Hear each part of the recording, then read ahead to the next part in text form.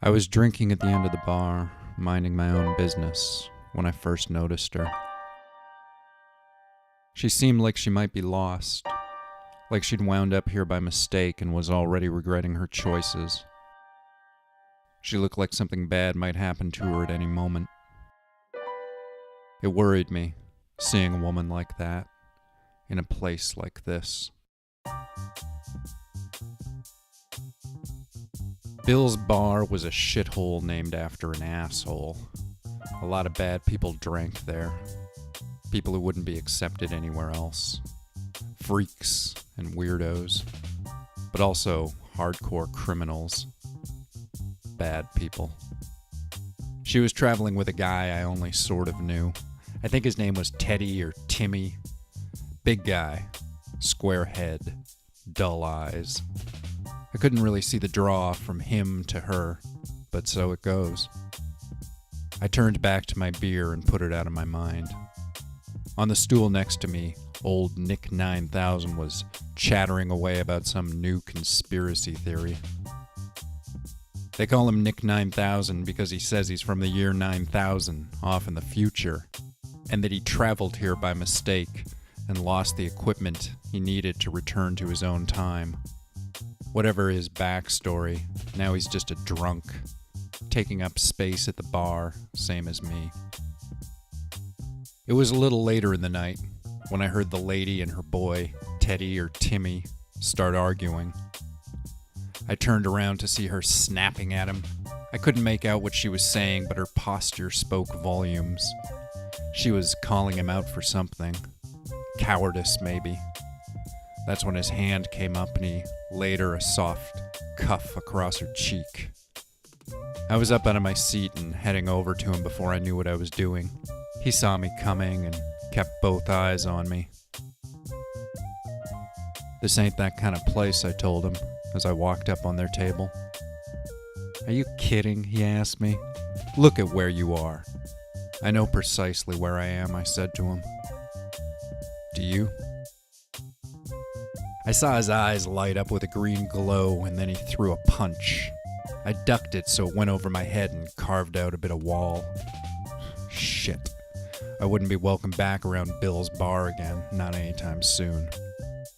His fists were lit up like his eyes, with the same green glow. I couldn't tell what his specific deal was, but the important parts seemed clear, so as he wound up for another punch, I jabbed my right finger straight into his left eye. I went as deep as I could until I hit brain, causing him to make a little animal sound as he fell to the floor. "Jesus," said the lady. "Is he going to be okay?" I told her, "I've gone through a similar experience a few times myself. It's not pleasant, but he'll probably survive." By then, the bartender had his shotgun out, and he was screaming at me to leave, so she left with me, and together we hit the street. It was a little after midnight. So, I had to ask her, "What were you doing with that piece of meat back there?" She said to me, "I needed help, and he seemed big and strong. I thought maybe if I was nice to him, he'd help me with my problem." And so I asked her, "What's your problem?" And she says to me, "My heart was stolen, and I need to get it back."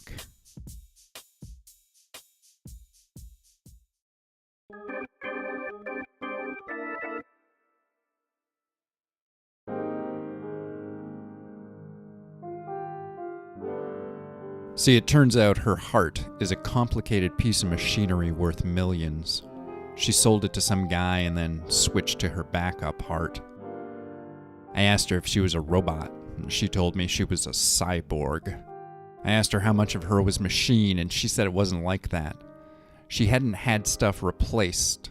She'd had bits enhanced and added on, including a fancy heart, as well as an emergency backup heart. After she sold the fancy one, she went to see the doctor who built the stuff to ask for another, but he refused, and then they argued, and in the middle of the argument, he died. I know how that sounds, but she said it was a heart attack, ironically enough. What was I supposed to say? It was what it was. Now she needed somebody to get her heart back for her. I told her, if you sold this thing to somebody and now you got regrets, I can't help you with that. But she tells me that the guy she sold to never paid her all the money. She was supposed to get a third of the cash before he got the heart, and then the rest after she delivered. But when she'd given it over, he just had her kicked out of his building.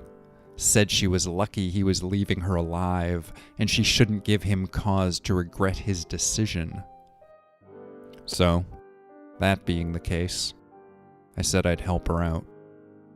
The guy who had it was Leonard Radinsky, known on the streets as the Mad Russian. He wasn't really Russian, he just liked drinking White Russians because of that movie. And I guess he was angry a lot. Anyway, he was a treatment survivor. Nothing too crazy, just strong and fast. And I think his teeth could light on fire or something stupid like that. He employed a crew of maybe 20 guys, all like him. Like us? Maybe. I figured I'd go see Leonard or the Mad Russian the next day. But I couldn't just leave her there on the street, so I took her back to my office where I'd been crashing for the past few months. As I straightened out the couch to give her a place to sleep for the night, she smiled at me.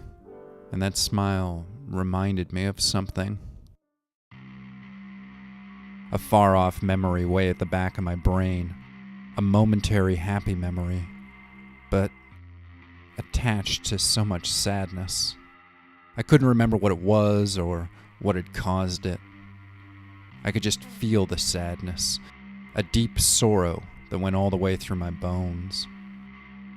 I got a lot of stuff buried inside my brain. Not very much of it's good. That's why I drink. But sometimes a bottle isn't strong enough. Sometimes I need something a little more powerful to blot out the memories.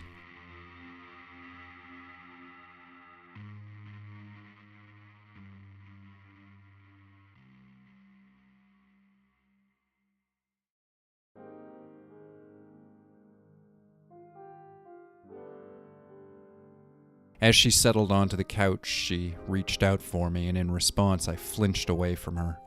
Then I pulled back and walked away, went and put the desk between her and I, and then I put my ass down in my chair. "What's your deal?" she asked me. "I'm a junkie," I said, and to drive my point home, from out of the right-hand drawer of my desk, I took out a needle and a small black kit. I went through the whole process as she watched. First there was the cooking ritual, and then I tie off, find a vein, and take my hit. Everything goes all soft for a moment.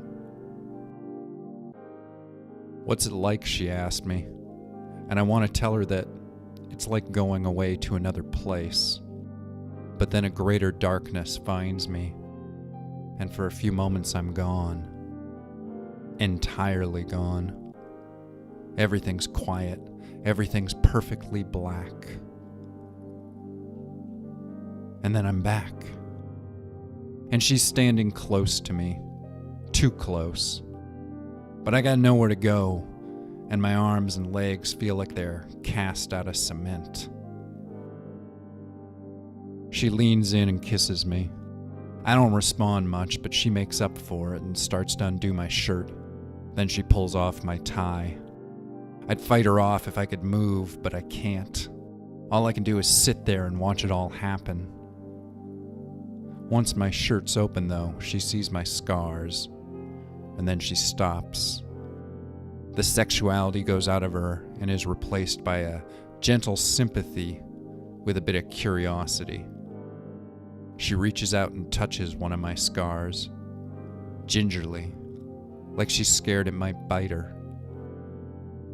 "What happened to you?" she asked me. "Nothing good," I hear myself say. That's what I tell people when they ask. She pulled me up out of my chair and somehow eased me back over to the couch, where she lowered me down and then curled up beside me. I asked her what her story was, and she told me she was just another young runaway out in the world, Another lost child pretending to be a grown-up, just like everybody else. I asked her where she was running to, and she said she wasn't running to anywhere. She was running from, away from some of her own pain, her own hurting, away from her own past, her story. She said that's why she'd come to Terminal City and let those doctors do that stuff to her, because she was desperate, and on some level she just wanted to feel something else, something other than her own life. She wanted to feel something else or nothing at all. I told her I could understand that, and she said she believed me. But it still hurts, she said, with the heart or without it. She still felt the pain. I could see there was something that had happened to her. Maybe she didn't carry any visible scars like the ones left on me, but there was still something inside there, deep inside. There was pain. We didn't make love.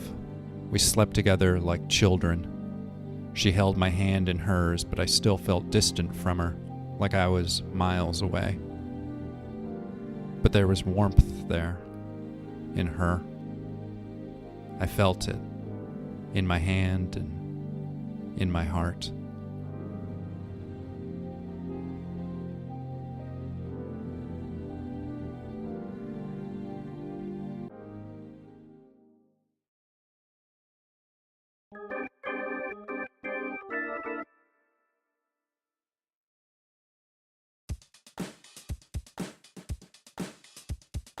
Around noon the next day, I felt my dose work its way out of my system, leaving me ragged and edgy. It was time to go. I told her to wait for me, and she said she would. I took my pack of cigarettes, my lighter, and a large hammer, which I hooked through one of my belt loops, so you couldn't really see it when my suit jacket was on. She asked me what the tool was for.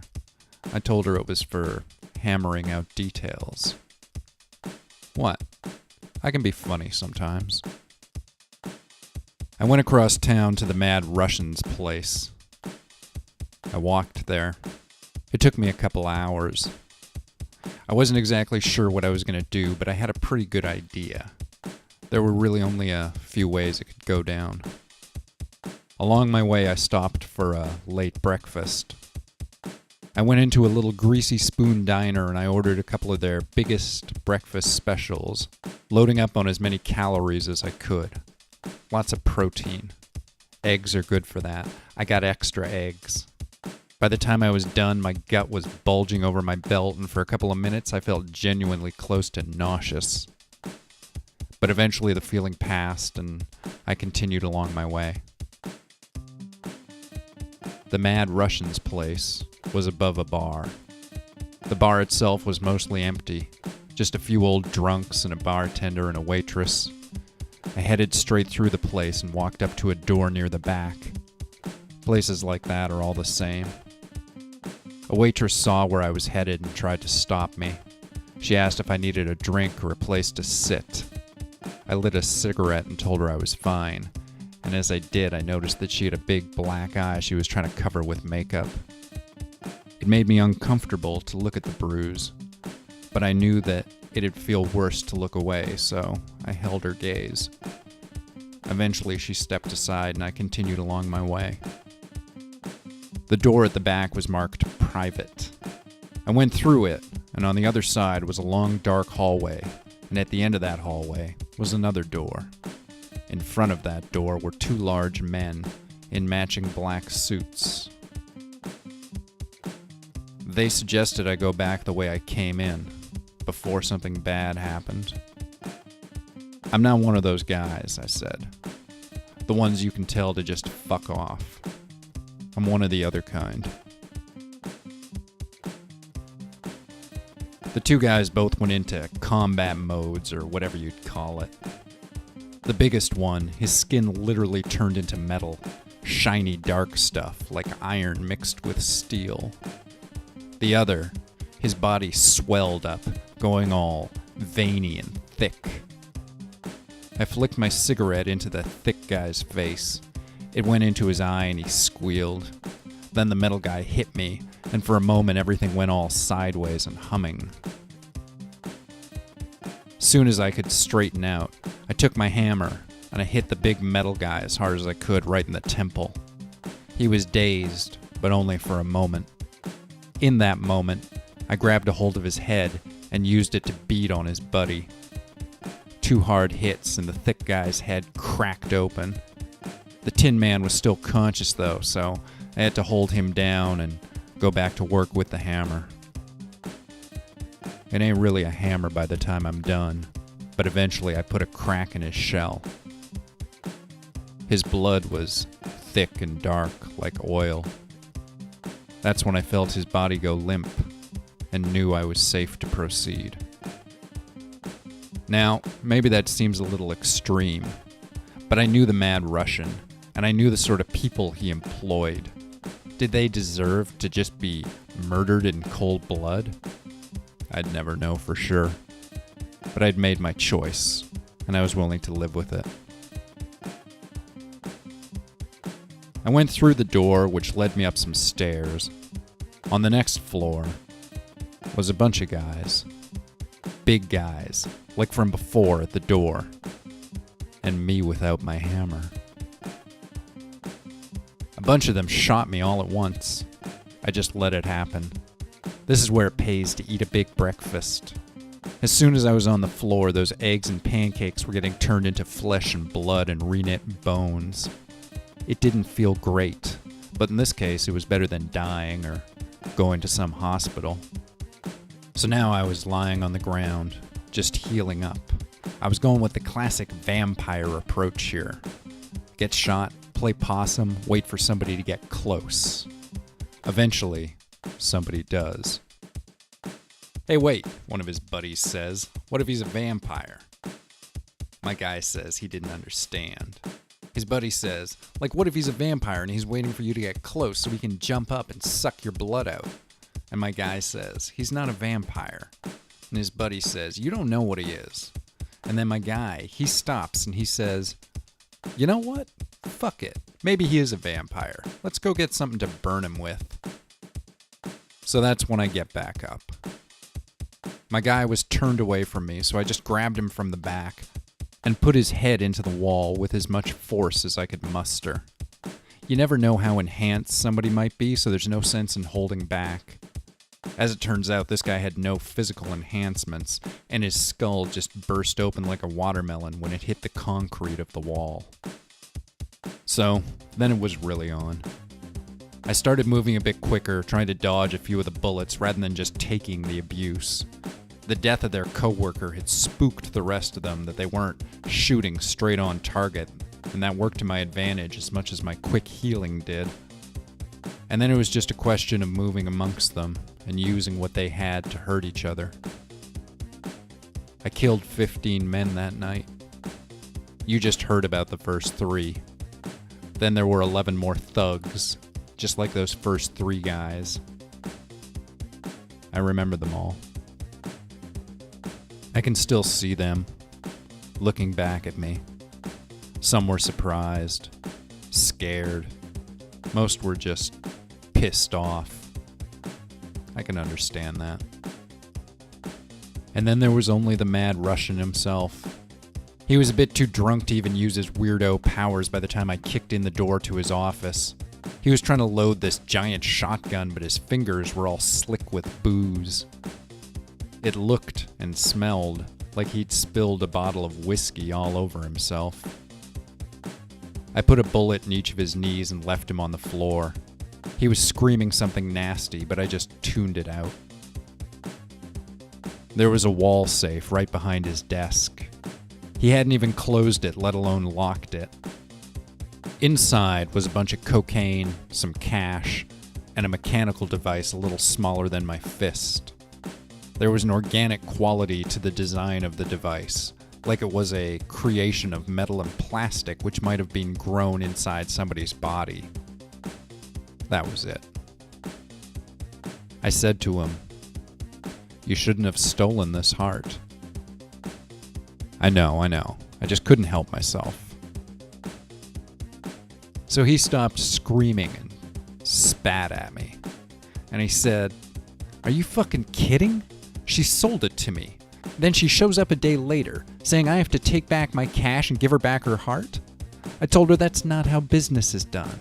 She starts freaking out, threatening me, saying all kinds of fucked up shit. I could have killed her if I wanted, but I had her escorted off the property, and that should have been the end of it. I lit a cigarette and stared at the mad Russian. She told me you stole it. And her word was worth your killing a dozen men tonight? Fuck 'em, I said. I saw their eyes when they were rushing up at me. Every one of those guys. They had it coming. And the mad Russian said, "Well, that's some real dark shit right there. And what about me? What do I got coming?" "Shit," I said. "The way I see it, this isn't your fault. You were just doing business." And he said, "That's fucking right. But that waitress down there, with the black eye, what's her story?" I asked him. And he said, "What? How the fuck should I know?" I said to him, "It's your place, ain't it? Maybe you should take some responsibility for it." And he said, "What the fuck is that supposed to mean?" "It means," I said to him, "if I let you live, maybe you come and fuck with me later, and maybe you don't. But either way, you go on being you. So really, in the larger sense, I'm better off just killing you now. Why put off until tomorrow what could be done today? You ever hear that?" And the mad Russian said, "I don't even know who you are, man." "Yeah," I said, "but you'd find out. And the more I think about your waitress, the harder it is for me to justify leaving you alive." He started to say something else, but that's when I shot him. You don't want to start giving speeches, especially not to dead men.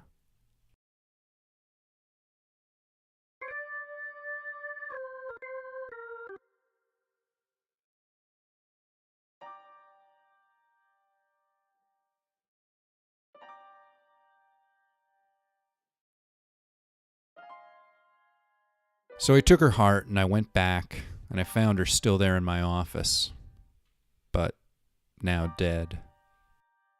She'd shot the rest of my dose into her arm. I guess she decided she was a big girl who could handle her shit. Thing about what I do, it's a death trip. 100% fatal. That's what I like about it. It turns everything real quiet for just a few moments, and I get a little second of peace before my system kicks in and my body starts healing the damage. And it's a good feeling, for a moment. Being dead and coming back to life. But she wasn't coming back. That's not something other people could do. None I'd ever met. Everybody I met just died. I sat with her body there for a while. Then I pulled her out into the hallway and called the cops. Made an anonymous tip. Then I went back inside my office and sat down in my chair. From across the street, the yellow neon of the Chinese restaurant cracked in through my window like a sunrise trapped in amber. Reflexively, I reached for my kit, hoping for a bit of that cold relief. And then I remembered. Not only had she died, but she'd left me without anything for myself. Still, it's not like I was mad at her. She wasn't a bad person. She was just a person. And now she wasn't even that. I tried to ignore the light and see if sleep would come. Eventually, it did.